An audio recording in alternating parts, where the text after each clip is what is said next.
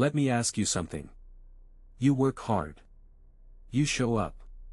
Maybe you even make decent money now. So why does it still feel like you're running in place, while other people seem to pull further and further ahead without breaking a sweat? Here's the uncomfortable answer. It's not because you're lazy, and it's not because you're bad with money. It's because the system you're playing in was never built for you to win. Now, I'm not talking about some secret room of villains plotting against you. It's simpler and honestly scarier than that. It's the rules. Taxes, inflation, debt, the stuff you were never taught, they all quietly tilt the field toward people who already have money, and away from people who work for it. Once you actually see how the game is set up, you can't unsee it. And more importantly, you can finally start playing it on purpose. So let's decode exactly how the system keeps you broke, piece by piece. Rule number 1. The system taxes the way you make money harder than the way rich people make money. Think about your paycheck.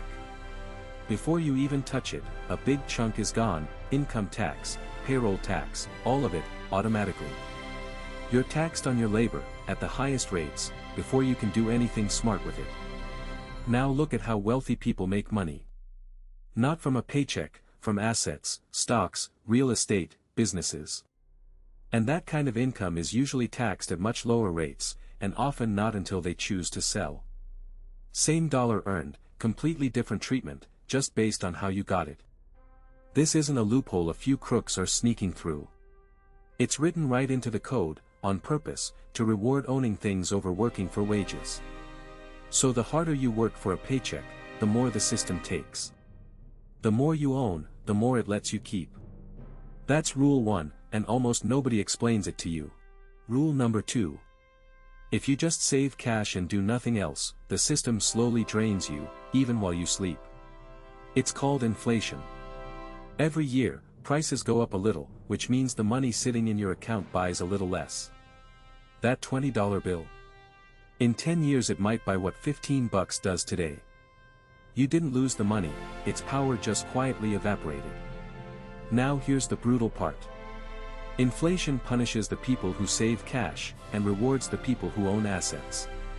Because while your cash is losing value, their houses, their stocks, their businesses, those tend to rise with inflation, sometimes faster. So the same force that's shrinking your savings is growing their wealth, at the exact same time. This is why just save your money, the advice you probably grew up on, isn't enough anymore. Saving cash alone is like filling a bucket with a slow leak in the bottom. To actually get ahead, you have to own things that grow, not just hold money that shrinks. Rule number 3. In this system, your debt is somebody else's income. Think about it. Credit cards, car loans, buy now pay later, all of it is designed to get you to spend money you don't have yet, and then pay extra for the privilege. When you carry a balance at 20% interest, you're not just paying for the thing you bought. You're paying rent on the money, every single month, to a bank. And that interest? That's their profit. You were basically sold a product, and the product was your own future paycheck. Now, debt isn't always evil.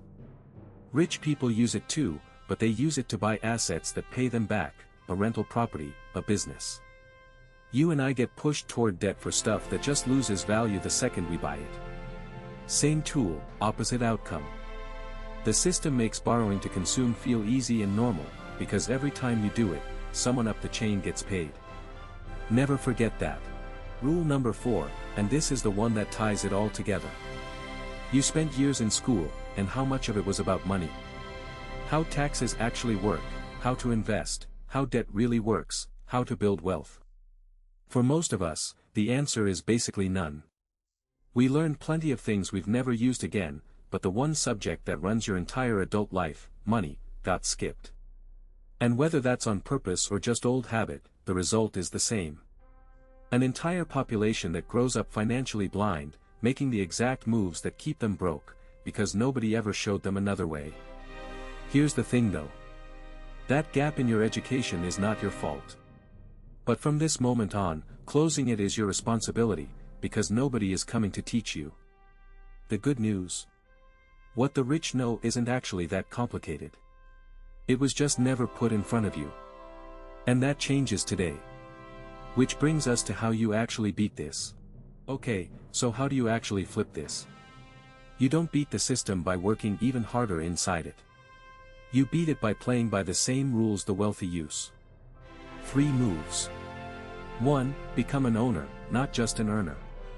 Start putting a piece of every paycheck into assets that grow, index funds, retirement accounts, eventually maybe a business. Even small amounts. The point is to stop only trading hours for dollars and start owning things that work while you sleep. 2. Protect yourself from inflation by not letting cash just sit and rot. Keep an emergency cushion, yes, but put the rest to work in things that rise over time. 3. Use debt like the rich do, or not at all. Borrow for things that make you money, never to impress people or buy stuff that dies in value. And above all, keep learning this game. 10 minutes a day about money beats years of being kept in the dark. You can't change the rules. But once you know them, you can absolutely win by them. So let's bring it home. The system isn't rigged by some secret villain. It's rigged by rules, rules that quietly reward owning over working, assets over cash, and knowledge over blind hope. Taxes hit your labor hardest. Inflation drains your savings. Debt turns your future into someone else's profit. And nobody ever taught you any of it, until now. But here's the empowering part. The moment you can see the game, you stop being a piece on the board and start being a player. You don't need to be rich, or a genius, or lucky. You just need to start making the moves the wealthy make, a little at a time, on purpose. Own something. Protect your money. Borrow smart, or not at all. And never stop learning how this actually works. That's how ordinary people quietly stop being broke, not by winning the old game, but by refusing to play it their way.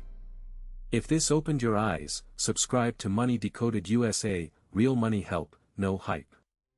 Your money's been decoded. Now go play a different game.